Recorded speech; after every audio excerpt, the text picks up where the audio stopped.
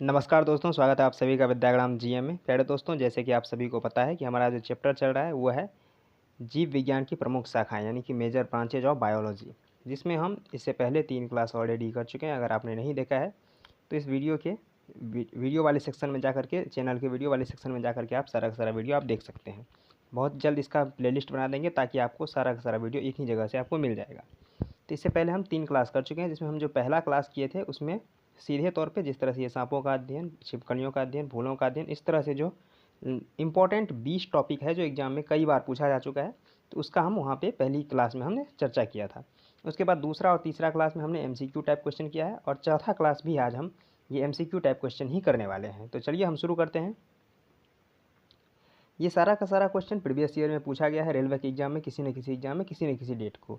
आप देख सकते हैं कि जिस क्वेश्चन को जिस डेट में पूछा गया है वो भी आपको नीचे मेंशन किया गया है, आप वहाँ से देख सकते हैं।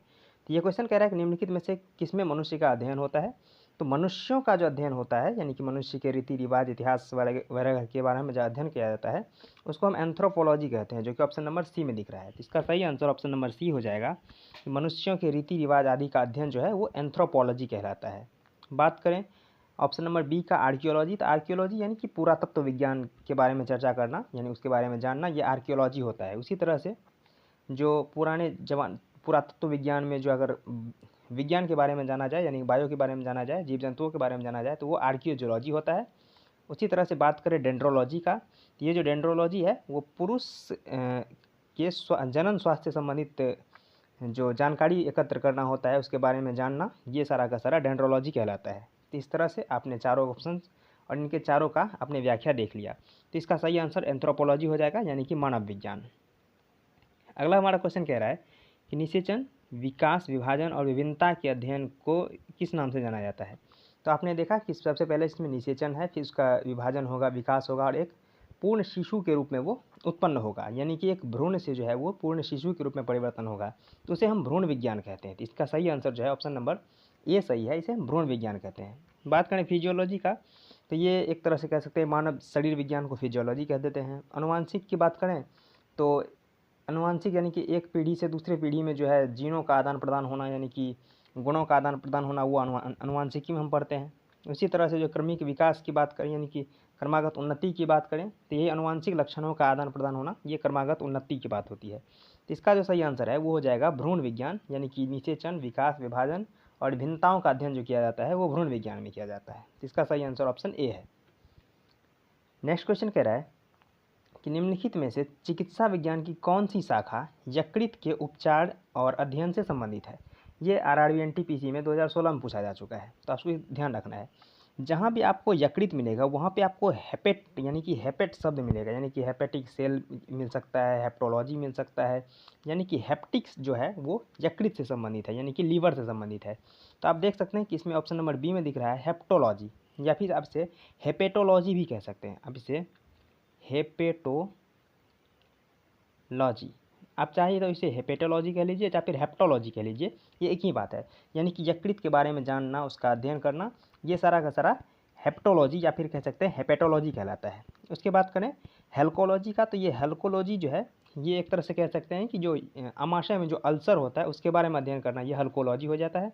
उसी तरह से जो है जेरिएट्रिक्स जो है, ये जेरिएट्रिक्स जो होता है वो बुजुर्गों के बारे में अध्ययन करना या उसके स्वास्थ्य का देखभाल करना, ये जेरिएट्रिक्स होता है। ठीक है, तो इस तरह से आपने इसका आंसर देख लिया कि हेपेटोलॉजी जो है वो यकृत से संबंधित है। ठीक है, तो इसका यकृत के उपचार और उसकी शाखाओं के बारे में जानना, ये हेपेटोलॉजी कहलाता है। तो इसका सही आंसर ऑप्शन नंबर बी है।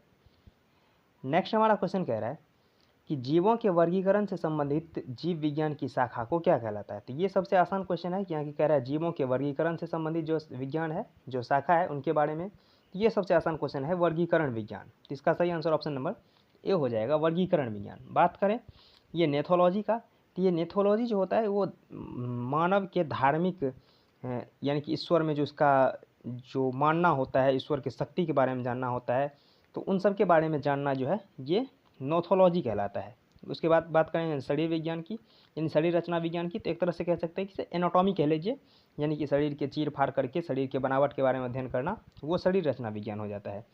और सरोलॉजी से बात करें तो सरो से आपको ध्यान रखना है सरोवर। ठीक है, तो सरों से अगर आप सरोवर ध्यान रखते हैं तो इस तरह से नदी, तालाब, झरना, इन सब के बारे में अध्ययन करना ये सरों विज्ञान कहलाता है। तो इसलिए इसका सही आंसर जो है वो जीवों के वर्गीकरण पूछा है तो ये वर्गीकरण विज्ञान हो जाएगा।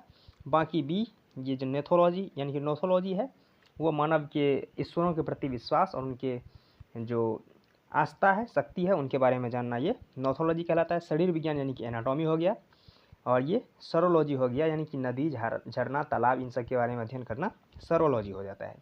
ठीक है।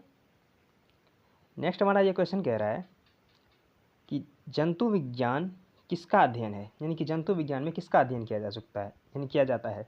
ये आरआरबी जेई का क्वेश्चन जो 2019 में पूछा जा चुका है।